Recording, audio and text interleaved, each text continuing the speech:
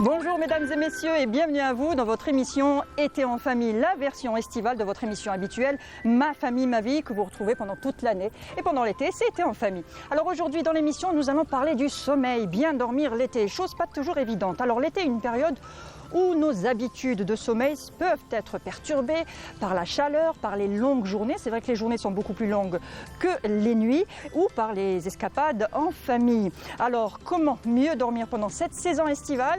C'est tout de suite dans votre émission.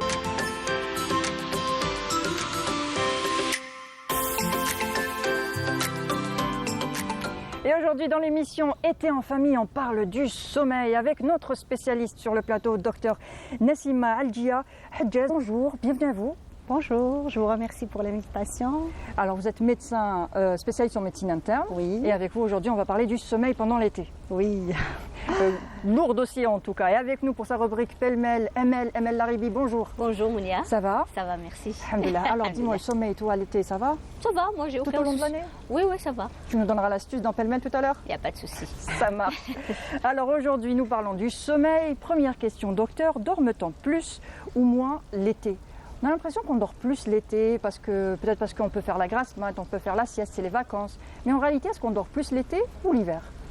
Comme vous l'avez bien dit, c'est une impression, puisque en période estivale, le cycle nictéméral et circadien, il est plus long, donc il fait plus jour que Les la journées nuit. sont plus longues. Voilà, les journées sont plus longues, donc on a l'impression qu'on a plus de temps, donc on peut faire une sieste, la grasse matinée avec les vacances, mais en fait c'est faux.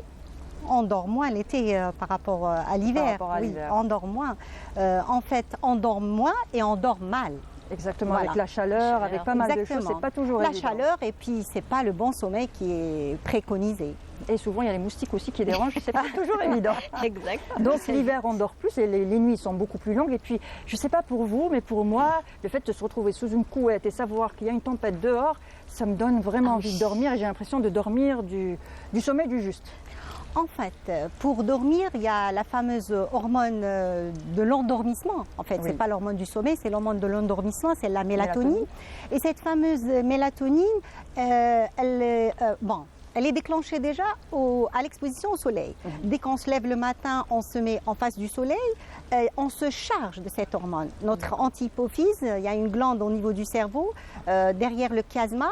Cette glande, c'est là où on fabrique la mélatonine. Donc toute la journée, en exposant au soleil, on fabrique cette fameuse hormone. Oui. Et puis dès qu'à un moment donné,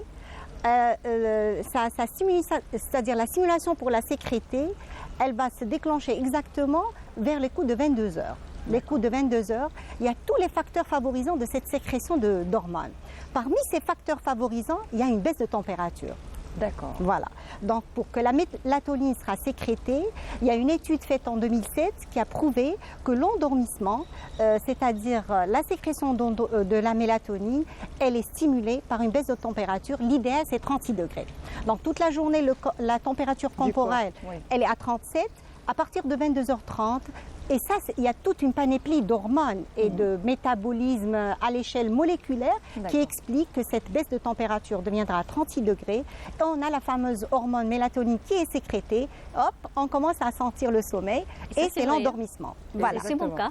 Tu as froid quand tu... au Non, moment- je commence à m'endormir entre 22h et 22h30. D'accord. Voilà. C'est l'idéal. C'est franchement, l'idéal. Très bien. En contrepartie, Oui. l'été, cette température, elle n'est plus à 36 degrés corporellement. Ouais. Il y a toute une température qui est élevée autour de nous. Donc, C'est pas toujours évident, surtout quand C'est on pas supporte toujours pas la évident. clim et ce genre de choses. Voilà, donc le Oui. mécanisme de l'endothermie, c'est-à-dire la régulation de la température en endo corporelle, elle sera perturbée par cette chaleur et du fait, l'endormissement, il est perturbé. D'accord. Donc, on ne peut pas dormir à l'heure qu'il faut. Alors, le sommeil a beaucoup de bienfaits. On ne peut pas vivre sans dormir. Le sommeil est important.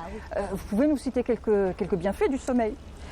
Il y a quelques années, le manque de sommeil, on le classait, on se disait oui, on est fatigué le lendemain, on a une asthénie, on est un petit peu irrité et c'est tout. Mais maintenant, à partir, il y a des études, il y a beaucoup d'études, il y a beaucoup de travail qui se fait sur le sommeil. Il y a des Québécois dernière étude en 2023. Il y a un prix Nobel, il y a 3 savants qui ont eu un prix Nobel pour le sommeil en 2017. En fait, le sommeil maintenant, c'est un des piliers de la vie. Donc dormir, c'est vivre bien et c'est la vie. Parce qu'en fait, tous les facteurs de régénération, c'est-à-dire pour régénérer le corps, pour booster l'immunité, pour détoxifier, tout ça se passe au moment du sommeil. Donc on parle beaucoup de nutrition, on parle beaucoup d'hypertension, d'activité physique, mais on oublie le sommeil. Alors que le sommeil, c'est un des piliers de la bonne santé. Et enfin, c'est la bonne humeur. En fait, le sommeil, il a une action sur le corps et sur l'esprit. Sur le corps, donc pour les différents métabolismes, c'est-à-dire quand on dort mal, on peut développer un diabète, une obésité, un surpoids, une hypertension artérielle, donc tout le syndrome métabolique. Et enfin, on peut faire baisser notre immunité. Il y a eu aussi des études qu'ils ont faites. On a injecté, vous savez, on a pris 2 catégories de groupes et on a injecté des virus de la grippe, voilà, virus de la grippe. Alors pour des gens qui dorment normalement et pour d'autres qui ont un sommeil, insomnie, mais surtout perturbation du sommeil. On a constaté que le groupe qui dormait mal, il a attrapé rapidement un rhume ou bien un syndrome grippal. Donc, tout simplement, c'est parce qu'on n'a pas boosté notre immunité durant le sommeil. Alors si vous voulez booster votre immunité, n'hésitez pas à vous endormir, à dormir, à faire des siestes. On va en voir encore plus pendant cette émission. Ce que je vous propose tout de suite, c'est de suivre un reportage que nous a fait notre journaliste Lamia Bedbouda qui nous parle des bienfaits du sommeil. On se retrouve tout de suite après. Si nous passons près d'un tiers de notre temps à dormir, c'est que le sommeil revêt une importance capitale dans la vie de l'être humain. Le sommeil permet à notre corps de récupérer aussi bien mentalement que physiquement. Le sommeil assure la croissance et la maturation cérébrale, mémorisation et apprentissage, d'où la nécessité de dormir pour retenir nos apprentissages de la journée, permettant ainsi que les informations reçues soient triées et stockées dans la mémoire pendant la nuit. Le renforcement de l'immunité. Ainsi, l'organisme fabrique des hormones qui agissent sur le renforcement de nos défenses immunitaires. Ainsi, avoir un bon sommeil rend moins vulnérable aux infections virales, par exemple.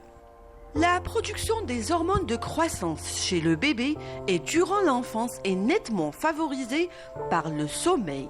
Chez l'adulte, l'hormone du stress, le cortisol, chute quand on dort et l'organisme fabrique de l'insuline. Cette hormone qui régule la glycémie et protège contre le diabète.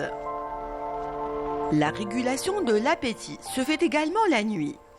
Bien dormir permettrait la reconstruction cellulaire, car durant notre sommeil, nos cellules se régénèrent 3 fois plus vite que le jour. Par conséquent, un sommeil de mauvaise qualité ou un manque de sommeil augmenterait le risque de somnolence, de prise de poids et d'obésité, de stress, de dépression, de maladies cardiovasculaires et des troubles de la concentration et du diabète. Le rôle du sommeil est donc primordial pour la santé et bien dormir, c'est mettre tous les atouts de son côté pour bien vivre.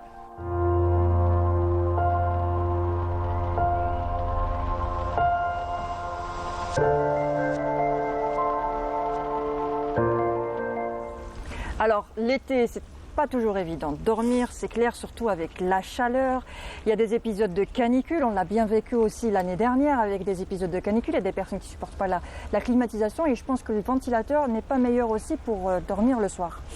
Oui, docteur. En fait, l'idéal pour bien dormir, c'est-à-dire il faut avoir une température ambiante aux alentours de 22-23 degrés au niveau de la chambre là où on dort. Donc pour essayer d'atteindre ces chiffres-là, c'est un petit peu pas évident. Compliqué. Voilà, c'est un peu compliqué. La climatisation, oui, et puis il y a d'autres moyens. Il y a d'autres moyens qu'on peut utiliser. Il y a des astuces. Il faut tout d'abord bien se réhydrater le matin. Oui. Il faut bien se réhydrater pour ne pas tomber dans la déshydratation le soir. Parce qu'une fois on est déshydraté, on ne peut pas dormir.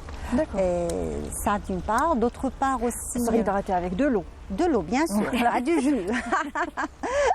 Avec de l'eau, bien D'accord. sûr.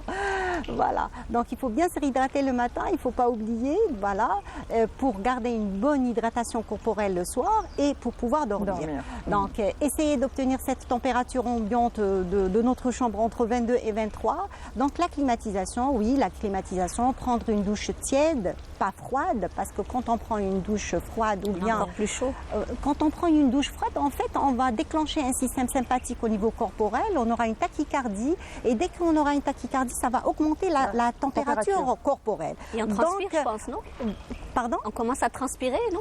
Oui. Si on prend une douche... Voilà, il ne faut pas prendre une douche glacée. C'est comme le bébé, quand il y a une hyperthermie, il ne faut jamais le mettre dans un Non. bain qui est glacé, il faut le mettre dans une température ambiante. Ambiante, oui. Voilà, corporellement habituel. Donc il faut prendre une douche tiède. Il y a une bonne astuce, c'est tremper les pieds, parce qu'en fait, les extrémités, les mains et les pieds sont des très bons Personnellement, c'est ce que je fais. Voilà, c'est justement. des capteurs. C'est des capteurs, voilà, et ça permet rapidement de rafraîchir le corps. Souvent, Donc ce qu'on fait, voilà. tremper les pieds au niveau, dans de l'eau glacée, voilà, fraîche. Mais les pieds dans de l'eau glacée, il n'y a pas de problème. Ça fait du bien. Et là, ça va transmettre une bonne fraîcheur au niveau corporel et on pourra C'est vrai. atteindre l'endormissement. En général, ce qu'on fait quand on a trop chaud, on enlève la couverture ou ce qu'on a sur les pieds, on sort un pied, Le pied, pour ouais. justement essayer de se rafraîchir un peu. Personnellement, quand j'arrive pas à dormir ou quand je me réveille à cause de chaleur, je vais directement rafraîchir mes pieds avec de l'eau fraîche. Et Voilà. personnellement, pour moi, ça marche. D'ailleurs, il y a une anecdote. J'ai une amie qui me dit je respire par mes pieds. Donc, je ne mets jamais le drap ou bien la couette au Sur les niveau. pieds. C'est pour essayer de respirer. En fait, c'est en fait pour rafraîchir, non pas respirer. Exactement. Voilà. Donc, il y a des astuces. Voilà. Ou fermer les volets pendant la journée de la chambre. Voilà, il ce faut genre de fermer les choses, volets voilà. durant la journée. Il faut, en Des fait, draps en il faut coton. des draps en coton, des habits larges et en coton aussi. Voilà, et surtout, il faut s'éloigner de toute stimulus de chaleur. Voilà, il y a les smartphones, il y a la Oui, télé, il y a tout Les ça, c'est écrans des en sources, général, les oui. écrans, tous les écrans et la lumière bleue. Tous ces éléments sont des stimuli, perturbateurs voilà, aussi, des voilà. stimuli déjà de fait de la lumière et d'autre part, ça déclenche, ça donne, c'est des sources de chaleur, voilà. Très bien. Alors pour beaucoup d'entre nous, été rime avec sieste. Si là on peut faire sa sieste, mais sa vraie sieste, comme on rêverait d'en faire pendant toute l'année, la sieste de l'après-midi. Alors est-ce qu'il est conseillé de faire des siestes, et des siestes plutôt courtes ou plutôt longues? Enfin, sieste, c'est bon, mais quand et la durée. On a Voilà. le temps et on a la durée, voilà. Une bonne sieste, c'est aux alentours de 14h, 13h30, 14h. C'est l'heure idéale pour faire une petite sieste. Et j'ai bien dit une petite sieste. D'ailleurs, 10 à 20 minutes. on les appelle des micro-siestes. Voilà. Des micro-siestes. Il ne faut pas dépasser les 20 minutes. 20 minutes, voilà. Au max, c'est les 30 minutes. Donc, D'accord. pas plus de 30 minutes, sinon ça va retentir et ça va chambouler notre horloge physiologique du sommeil. Voilà. On ne fait pas un cycle complet de sommeil pendant la sieste. C'est pas possible. Non, on C'est fait jamais- juste randa qui m'écolo. Voilà, en fait, les cycles du sommeil, et puis la chaleur aussi, il y a un autre problème. Pourquoi je vous ai dit tout à l'heure que peut-être on a l'impression de bien dormir, mais on Oui. dort mal. Pourquoi on dort mal? En fait, la qualité du sommeil, c'est entre 22 heures, c'est avant minuit. C'est avant minuit, c'est ça le bon sommeil, c'est le sommeil ce qu'on appelle réparateur. Voilà, c'est le sommeil profond réparateur. Là, il faut en profiter. C'est là où notre cerveau il va se reposer, le cœur il va se reposer, nos muscles ils vont bien, c'est-à-dire il y aura, voilà, se détendre. Il y aura une bonne vascularisation. On va détoxifier notre corps. Le foie il y a des éboueurs qui vont bien nettoyer notre corps. Donc c'est la bonne période, c'est de 22h30 jusqu'à Exact. minuit. Après minuit, ce n'est plus le sommeil, le cycle, parce qu'en fait, C'est une nuit notre blanche. sommeil, en fait, les nuits blanches, on peut avoir une nuit blanche, et on peut avoir des dettes de sommeil qui est un cumul et obtenir une nuit blanche. C'est-à-dire si on a chaque jour, on dort mal et on a moins d'une heure, de 2 heures, on est en dette de sommeil. Et arrivé en fin de semaine, on va se retrouver comme si on a fait une nuit blanche. Exact. Et une nuit blanche, c'est l'équivalent sur le plan scientifique, c'est l'équivalent de 0,9 grammes par litre d'alcool. C'est le comportement d'une personne en alcoolémie de 0,9 0,9 grammes par litre d'alcoolémie, c'est l'équivalent d'une nuit blanche. Donc vous imaginez un petit peu les perturbations, des troubles cognitifs, voilà, et tout, troubles de mémoire et tout. Donc je vous ai dit, on parlait de chaleur et d'endormissement, donc il faut profiter. Et l'été, vous savez très bien, qui dort à 22h30 en période estivale? Personne, moi. Parce qu'il faut dire que Saharat aussi, quand on se retrouve en famille, quand on est en vacances, quand on n'est pas à la maison aussi, on aimerait bien passer ce moment-là avec les enfants, profiter, discuter, jouer. Et puis même l'alimentation, quand on veille, on mange, et quand on mange, on est accro au sucre, et quand on mange des sucres rapides ou bien gras, il y aura la maldigestion, on ne pourra pas dormir.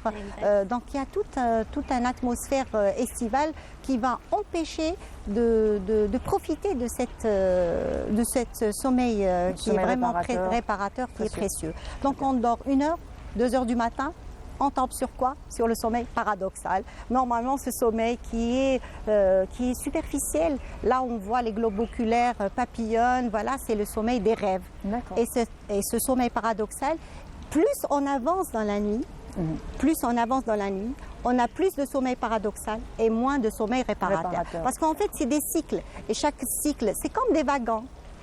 Donc, c'est des cycles de sommeil. Voilà, c'est un train.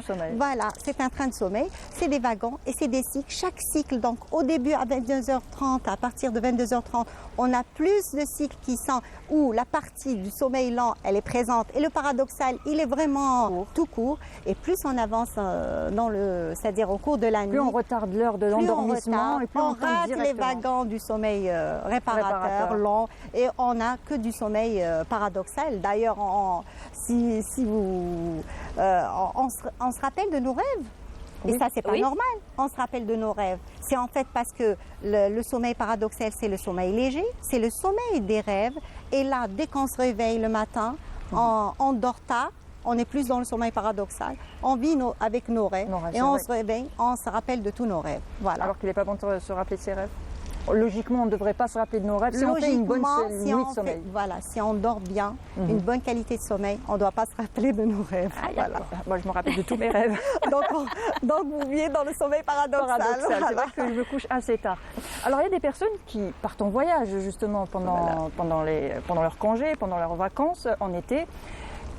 Peut-être prendre la route, on a tendance à prendre la route, on se dit on va prendre la route assez tôt le matin, vers 4h, 5h du matin, il fait encore frais, j'aimerais arriver assez tôt, donc on va un peu décaler son sommeil, on va peut-être changer de pays et à ce moment-là il y aura un décalage horaire. Alors comment s'organiser pour récupérer ce sommeil? Est-ce qu'on dort avant? Est-ce qu'on dort après pour ne pas être trop fatigué pendant le voyage? Qu'est-ce qu'on fait? Qu'est-ce qu'on pourrait faire? En fait, surtout si on se déplace d'un pays, par exemple de Canada, venir en Algérie, c'est vraiment un décalage horaire qui est très important. D'où l'intérêt de la mélatonine en comprimé, parce que la mélatonine, c'est vrai, notre corps la sécrète, mais aussi elle existe en forme de comprimé.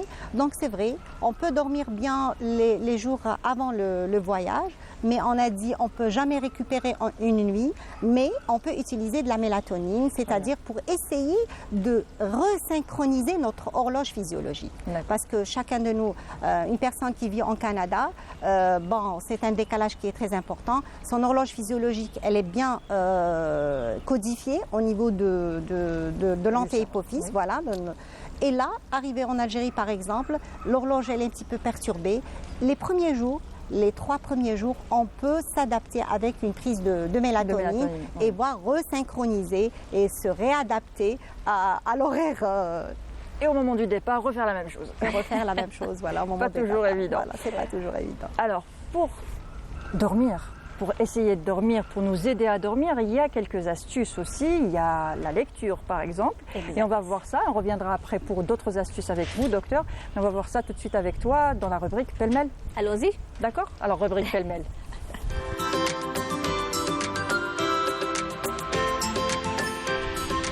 Alors, Amel, dormir avec la lecture. Comment que ça se passe? Est-ce que lire un livre, lire une BD peut-être, lire quelque chose qui nous plaît, on va chacun son livre de... Voilà. Donc, est-ce que ça nous aide réellement à dormir ou ça va plus nous laisser éveiller toute la nuit? Donc, on dit que lire avant de dormir est bon pour la santé. Et cette habitude du soir permet de réduire le stress, si le docteur va me le confirmer, le stress post-endormissement de 68%. et les risques de dépression et aussi les troubles du sommeil. Oui. Donc, on a pour s'endormir rapidement, lire un livre à l'heure du coucher et permet de se détendre avant de dormir. Il stimule le cerveau sur un sujet précis, il réduit le stress et l'anxiété. Permet aussi de nous détendre et de nous relaxer. Il permet d'oublier les tensions du quotidien.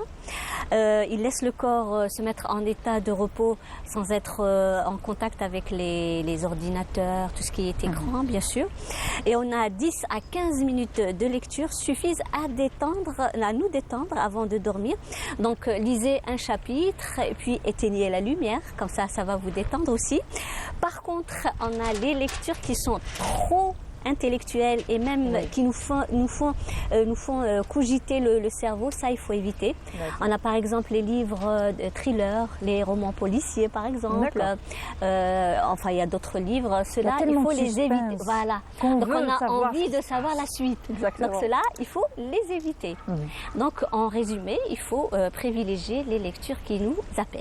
Exactement. Voilà. Et puis la lecture sur papier et non pas sur écran. Voilà, je voulais dire ça. J'allais vous être. D'où le livre. J'ai bien précisé C'est le livre, voilà. C'est le livre et non pas parce qu'on peut. Pas les écrans. Pas l'écran. Ah, les pas écrans, l'écran. oui. Le livre est surtout auprès d'une lumière, pas la lumière tamisée, pas la lumière blanche. Oui. Et comme elle a très bien dit, il faut éviter tout ce qui est scientifique, tout ce qui est là où le cerveau. Il ne faut pas que le cerveau est stimulé. Voilà. Il faut des lectures de détente. Donc, et il ne faut pas trop tarder, c'est-à-dire stimuler l'endormissement. C'est ça. Voilà. Un quart d'heure, stimuler la fameuse hormone d'endormissement. Ça suffit largement. La lecture, c'est très bon. Voilà. Et puis c'est un bon rituel à faire avec les enfants. Oui. Pour installer le moment du sommeil. Donc c'est le moment Leur lire où on une va petite cantine. exactement lire une petite histoire ou tout ça. On se réunit dans la chambre avec les enfants et puis on baisse un peu le volume de sa voix. On parle tout doucement et puis là on raconte des petites histoires et on laisse les enfants baisser la participer. lumière aussi. Baisser la lumière. Voilà, baisser la Il faut, lumière. en fait, la chambre, là où on dort, il ne faut pas qu'il y ait de lumière. Ni veilleuse, ni lumière. Et ça, c'est des bonnes habitudes depuis que l'enfant il est tout petit. Voilà. Il faut apprendre à dormir dans l'obscurité. Parce qu'en fait, c'est dans l'obscurité que cette mélatonine, elle est sécrétée. Et s'il y a une fraction de seconde de lumière, c'est quand on a mis le pied sur cette mélatonine et hop, il nous faut 1 heure à 1 heure et demie pour reprendre le cycle d'endormissement. Donc c'est très important. Une lumière très douce ou bien pas de lumière, quand vous l'avez très bien dit, une voix très douce, un cant, voilà. Et voilà, et tout ce qui est valable pour le bébé est valable pour l'adulte aussi. Exactement. Surtout nos ados. Moi, je pense toujours à nos ados parce qu'en fait, les adolescents, c'est leur sommeil qui est perturbé. Les adolescents, à l'état physiologique, ils ont un sommeil perturbé de fait des sécrétions hormonaux. Il y a un taux de cortisol qui est très élevé, l'hormone de croissance, la testostérone, tout ça. C'est pour acquérir la bonne puberté, il y a toute une, vraiment, c'est une panoplie d'hormones qui est sécrétée. Donc, physiologiquement, ils dorment très mal, ils ont du mal à dormir le soir. C'est ça qu'ils ont du mal à se réveiller le matin. Voilà, ils ont du mal à se réveiller le matin. Bon, en période estivale, il n'y a pas de problème. Ils vont faire la grasse matinée en pensant qu'ils allaient récupérer le sommeil perdu, mais non. Mais en période, imaginez, nous, en mois de septembre, il fait encore chaud, et la rentrée scolaire. Et là, comme il a dit, un savant, il a dit, moi je prescris jamais l'heure d'endormissement, mais je prescris l'heure du réveil.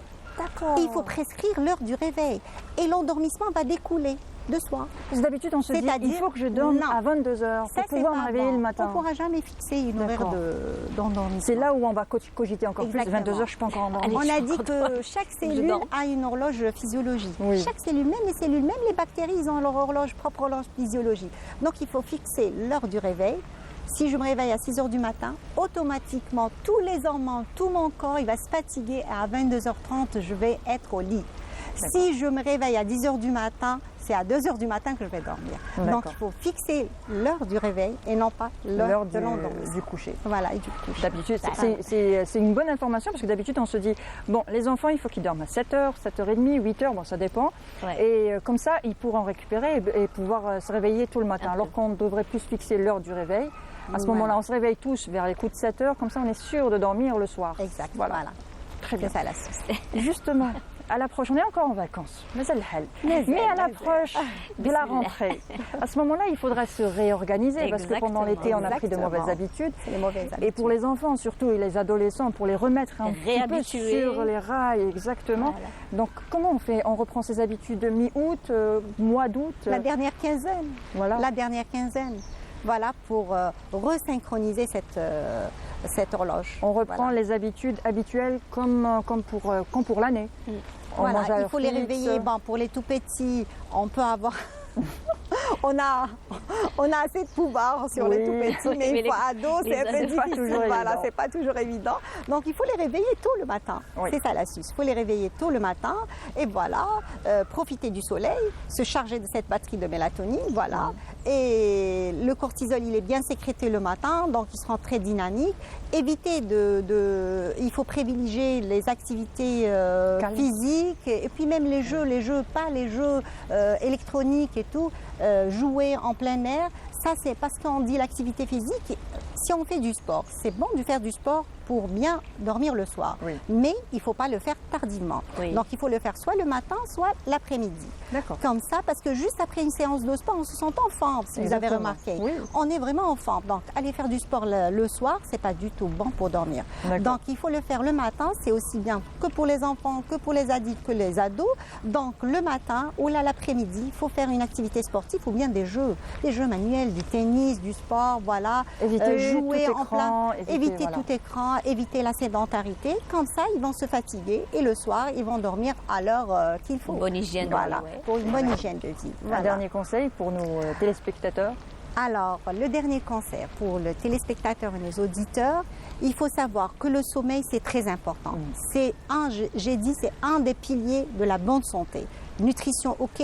L'activité physique, ok, mais le sommeil. Le sommeil, c'est booster l'immunité, c'est régénérer nos cellules, c'est avoir un bon éclat, c'est avoir une bonne concentration le jour, c'est être en forme aussi. Et puis, si Bien on dort démarrer bien, notre journée. eh ben, si on dort bien, on peut bien, c'est-à-dire faire une activité physique. Si on dort bien, on fait du sport le lendemain. Si on dort mal, on est asthénique, Bah on oui. est sédentaire, on est en face d'un écran, on mange, on est accro Oui. au sucre et ça va de soi. Voilà. Donc il faut bien dormir pour qu'il y ait une bonne journée et puis pour vivre lentement. On vit longtemps, mais aussi on vit bien, on vit en bonne santé. Exactement. Enfin, le corps humain, c'est une belle machine, c'est comme la voiture. Une belle voiture, on prend bien soin de cette voiture. Donc il faut prendre soin, il faut être le gouverneur de ce corps. Le bon Dieu, il a bien fait les choses. Exactement.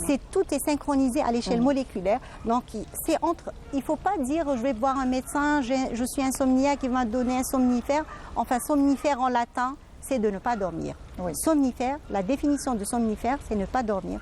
Enfin, somnifère, c'est faux. C'est un faux sommeil. C'est un faux sommeil, c'est une perte de mémoire. Donc on oublie qu'on a mal dormi, c'est un hypnotique. Donc il faut éviter tout somnifère, bonne hygiène de vie, voilà, de bonnes habitudes alimentaires, activités et aussi je le dirais toujours, pas d'écran, pas de lumière bleue, c'est très important. Voilà. Très bien. Merci docteur. Alors docteur Nassima Aldia Hedjaz, vous êtes médecin spécialiste en médecine interne. Médecine interne, pardon. Merci pour votre participation et merci pour tous vos conseils. C'est moi qui vous remercie. Voilà. Amel, merci Merci. aussi pour ton astuce de la lecture facile. apaisante. Lecture apaisante, faut Sur un éviter, voilà, Voilà. exactement. On Allez, les non, pas un précise. écran. Ah oui. Voilà, sur un livre avec une petite lumière très douce et Bah. pourquoi pas avec les enfants aussi. Oui, Alors, on se retrouve pour la prochaine avec une autre rubrique quand Inch'Allah. même. Inch'Allah. Inch'Allah. Très bien. Merci à vous de nous avoir suivis jusque-là. Je vous souhaite une bonne fin de journée avec le reste des programmes de Canal Algérie. Au revoir.